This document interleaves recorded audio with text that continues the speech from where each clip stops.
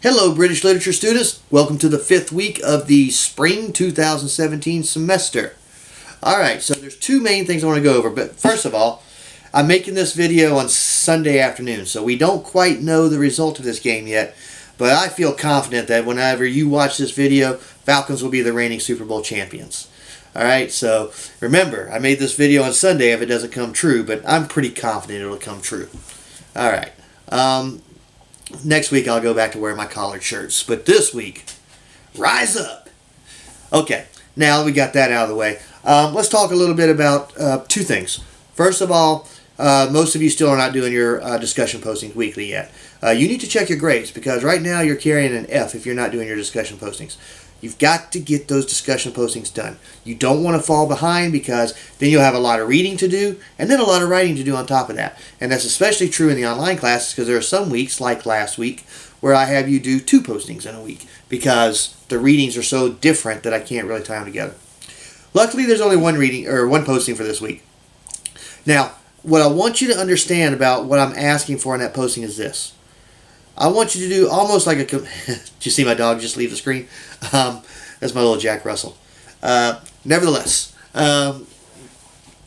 what I want you to do in this week's posting is I want you to look at the early romantics, like Wordsworth and Coleridge. Take a look at how they thought of nature, perhaps, or how they thought of poetry.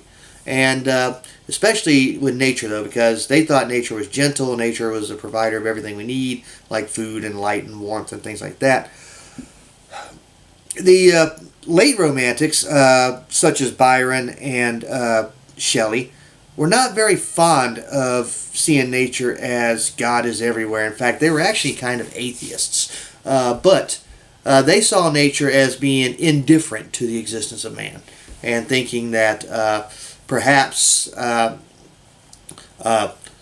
nature just doesn't care whether we live or die because nature can go on if man were to be wiped out. So those are a couple things I want you to do. So I want you to look at Wordsworth and Coleridge, and I want you to look at Shelley and Byron, and I want you to see some differences. But there are some similarities also. For example, Coleridge's poem, Rime in the Ancient Mariner, is about an ocean journey. Well, Don Juan by Lord Byron just so happens to be a story about a sea journey. And you don't have to read the whole thing. You only have to read, I believe it's Canto 2. Right, the only thing you have to read is Canto 2. So you don't have to read the whole poem. But it kind of gives you an idea of what's going on. So, those are, that's what you need to know for this week's posting. Now, the other thing you need to know is that there is an exam. We're going to have an exam on the romantics. And that deadline, I believe, is next Sunday. Yes, it is. So by midnight of next Sunday, you need to, which is the 12th.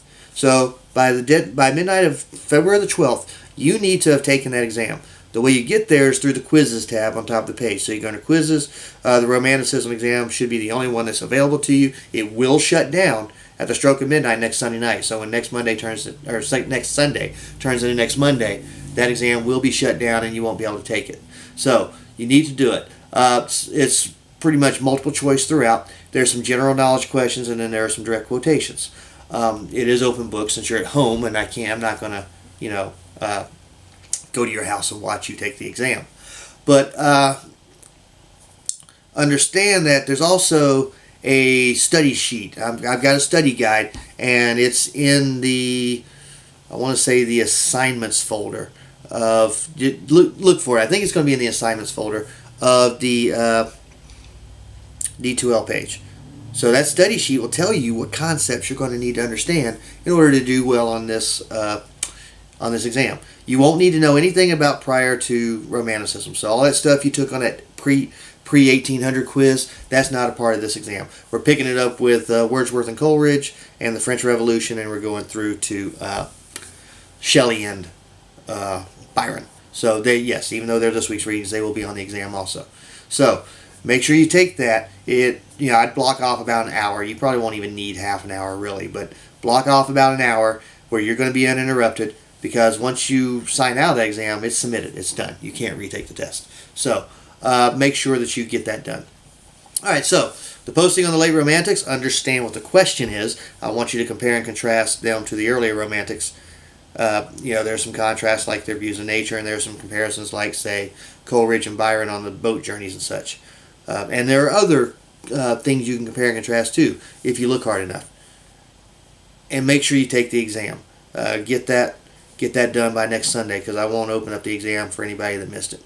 Okay, so that's that. Have a great week. I think you're going to enjoy Byron and Shelley, and seeing what a contrast they are to the other poets that we've read. And if you have any questions, feel free to contact me by phone call or dropping it on me on my office hours, or by email, and I usually try to answer those as quickly as possible. And by the way, rise up, Falcons, and have a great week.